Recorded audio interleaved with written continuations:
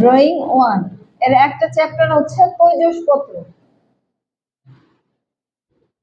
একটা চ্যাপ্টার হচ্ছে তৈজসপত্র। তৈজসপত্র তো জানেনই আপনারা, কি জানেন না? জানেন তৈজসপত্র কাকে বলে?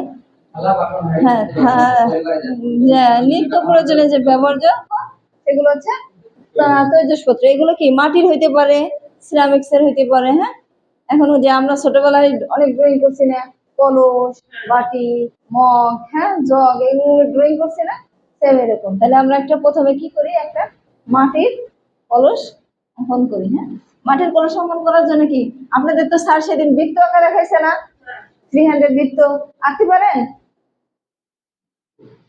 একটা বৃত্ত আঁকবেন।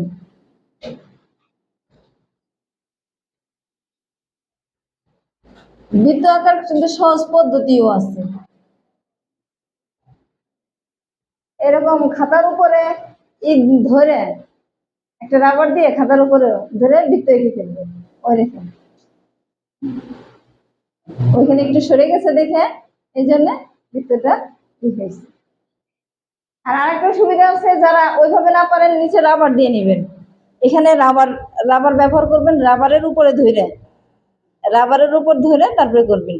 হ্যাঁ, রাবার না, রাবারটা ঠিক থাকবে, রাবার সরানোরা করবে না। তাহলে এই যে বৃত্ত, এখান থেকে একটা ইলিপস এঁকে দিব, উপবৃত্ত এঁকে দিব।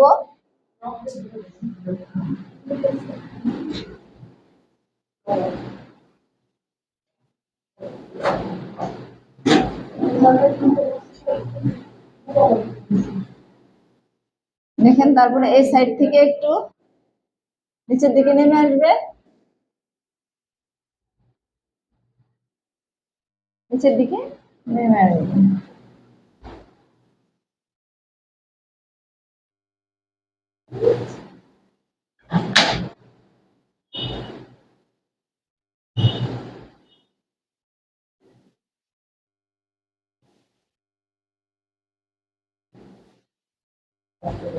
আজকে কারেন্টের কি হয়?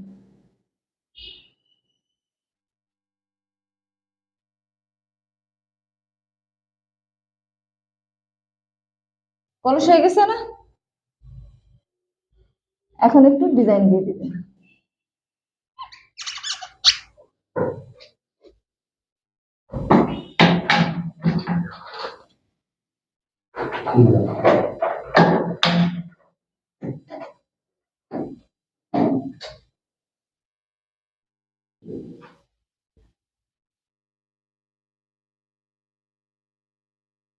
আজকে একবারে রং করে করবেন।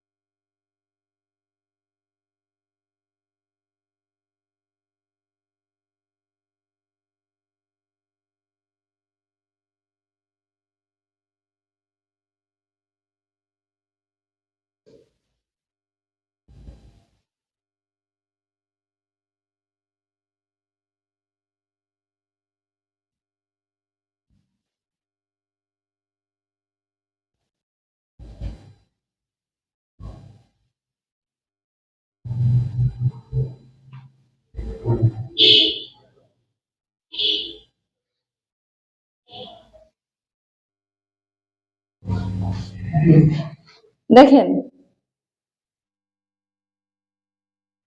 এখন ভিডিও ই করো, অঙ্কন করছি। এর জন্য দুটো ভার্টিক্যাল লাইন নিয়ে নিচ্ছি।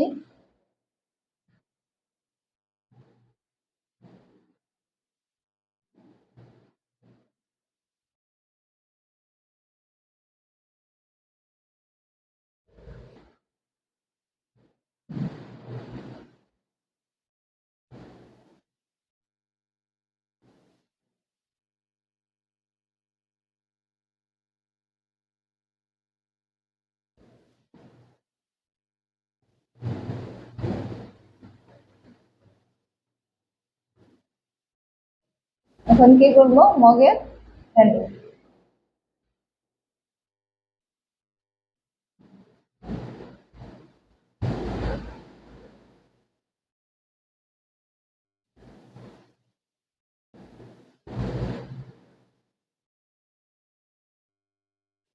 মগেও একটা ডিজাইন করে দিই।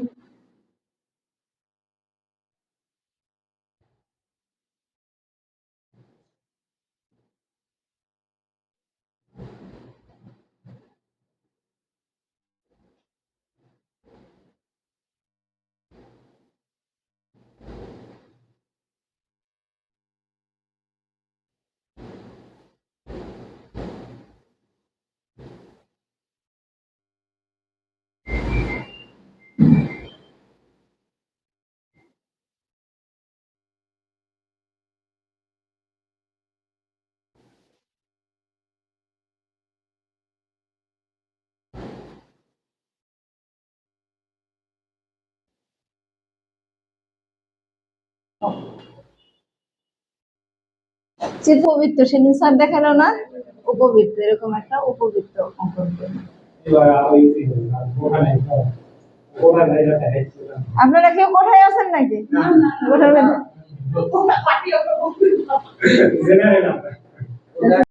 মধ্যে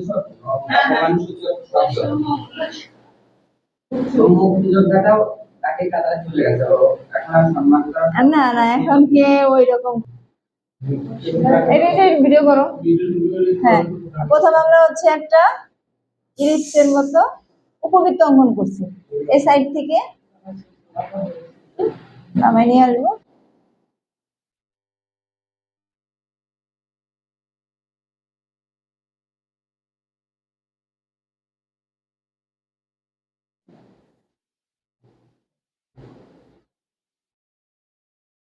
দেখুন